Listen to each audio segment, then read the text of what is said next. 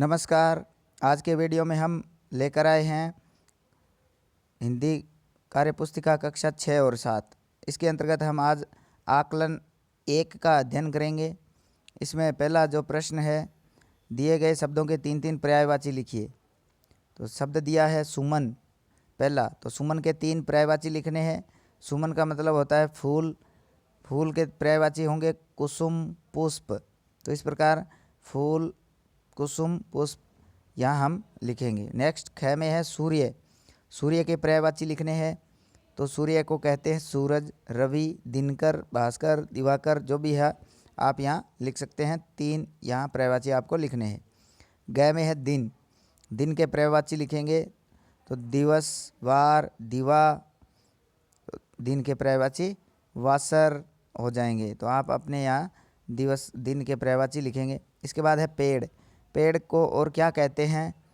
पेड़ के जो पर्यायवाची है तो पेड़ को वृक्ष, तरु, विटप, इस प्रकार आप यहाँ और लिख सकते हैं। दूसरा प्रश्न है, सही विकल्प द्वारा रिक्त स्थान भरें। सही विकल्प चुनते हुए रिक्त स्थान भरना है। आगे 2-2 विकल्प दे रखे हैं। जैसे क में है कमरे में किताबें भरी पड़ी थी। अच्छाई या अच्छी, कौन सा शब्द आएगा इसमें से? किताबें कमरे में भरी पड़ी थी, अच्छाई किताबें या अच्छी किताबें? तो सही शब्द आएगा अच्छी। तो कमरे में अच्छी किताबें भरी पड़ी थी, तो अच्छी शब्द लिखेंगे। ख में है राहुल पेड़ की देखकर दंग रह गया। तो पेड़ की ऊंचा या ऊंचाई?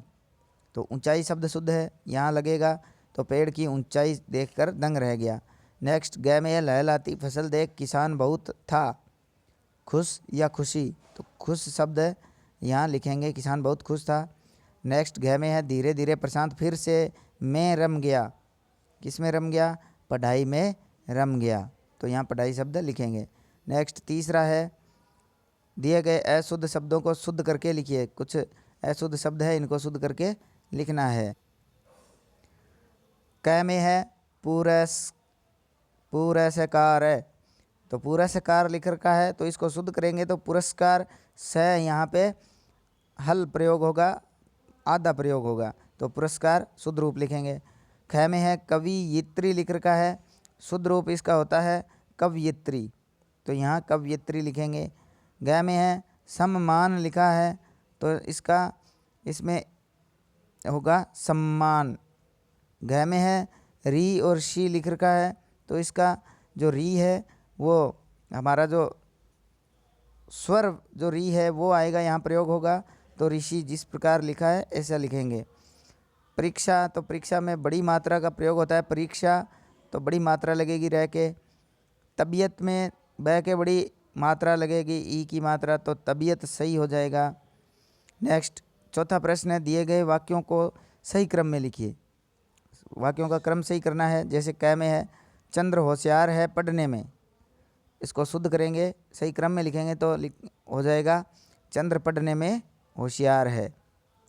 ख में है आएगा मोहित कल अलवर से, शुद्ध रूप करेंगे, इसका क्रम जमाएंगे तो मोहित कल अलवर से आएगा। ग में है अच्छे नंबर विशाल ने परीक्षा में प्राप्त किए, तो शुद्ध रूप होगा विशाल ने परीक्षा में अच्छे नंबर प्राप्त किए। घ में है अंकिता है खुश मिजाज, इसको सही क्रम में करेंगे तो अंकिता खुश मिजाज है, ये इसका क्रम सही हो जाएगा। पांचवा प्रश्न, निम्नलिखित शब्दों के अर्थ लिखिए। शब्दों के अर्थ लिखने हैं। जैसे क में है प्रेरक, तो प्रेरक किसको कहते हैं? जो प्रेरणा देता है, तो प्रेरणा देने वाला होता है वो प्रेरक कहलाता है। ख में है गणितज्ञ। गणितज्ञ, ज्ञ मतलब होता है जानने वाला, तो गणित का जानने वाला गणितज्ञ होता है। ग में है महत्वपूर्ण।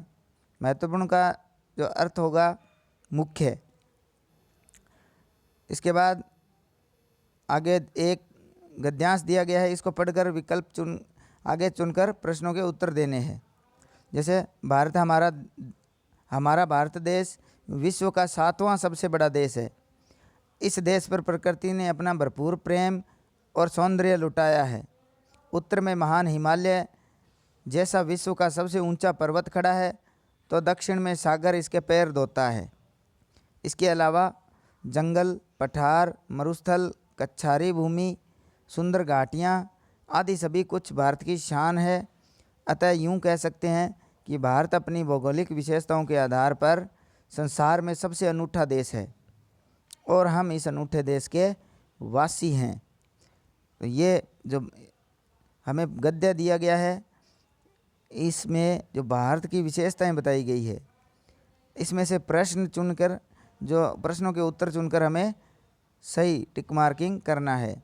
जैसे छठा प्रश्न है, भारत विश्व का बड़ा देश है, तो कौन सा बड़ा देश है?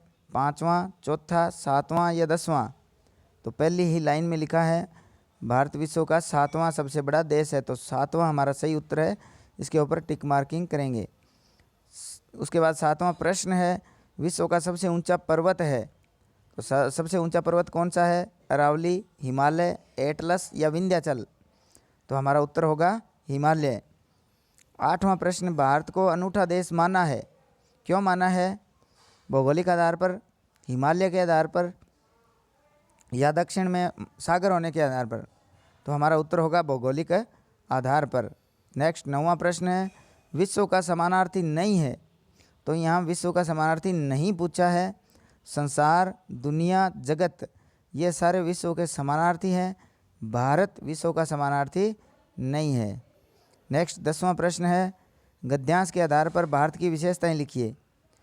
इस गद्यांश में जो भारत की विशेषताएं हैं वो यहाँ लिखनी है। क्या बताया गया है कि भारत के उत्तर में हिमालय और दक्षिण में सागर इसके पैर होता है। इसके अलावा जंगल, पठार, मरुस्थल, कच्छारी भूमि, सुंदर घाटियाँ आदि सभी भारत की प्रमुख शान है और इसी आधार पर भारत को एक अनूठा देश कहा जाता है। ये भारत की प्रमुख विशेषताएं आती है। तो आज के वीडियो में इतना ही। हमारे और वीडियो देखने के लिए हमारे साथ चैनल पर बने रहें और चैनल को अगर आपने सब्सक्राइब नहीं किया है तो चैनल को सब्सक्राइब करें।